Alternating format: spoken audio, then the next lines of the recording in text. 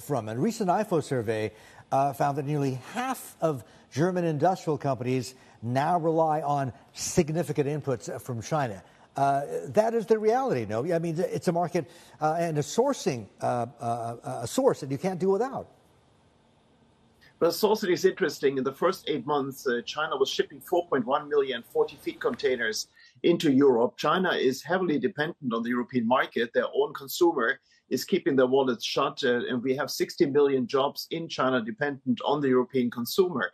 Of course, you can paint sort of picture that you are dependent on Chinese furniture, toys, underpants, and maybe mobile phones and computers, but actually that's not the case. You can source it from elsewhere. Where we are really dependent on is rare earths, pharmaceutical precursors, or vitamin B, for example, and that's where we have to look into. But these are 20, 30 items out of thousands of items. So dependency discussion is totally overblown, I would say, because we can actually do something about it. Right, and Joerg, how is Olaf Scholz, do you think, likely, or can he allay some of those fears across the whole of Europe about perhaps Germany choosing business interests over these security concerns? Well, he has to have a very clear language here in order to address these issues.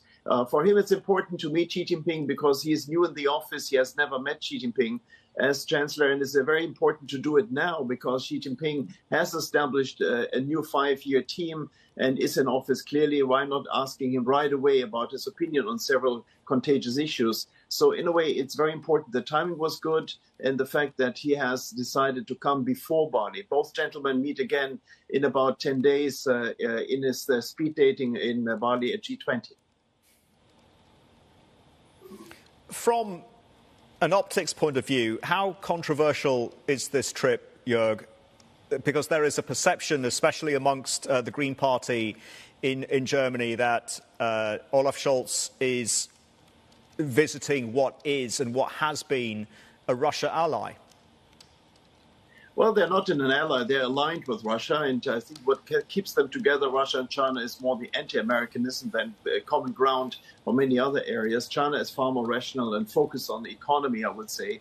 Of course, it was very controversial in Germany because we are traumatized by Putin and by the war that happens next door, the cutting off from energy. But China is totally different. Again, we don't have this dependency on two vital areas like gas and oil that we have from Russia.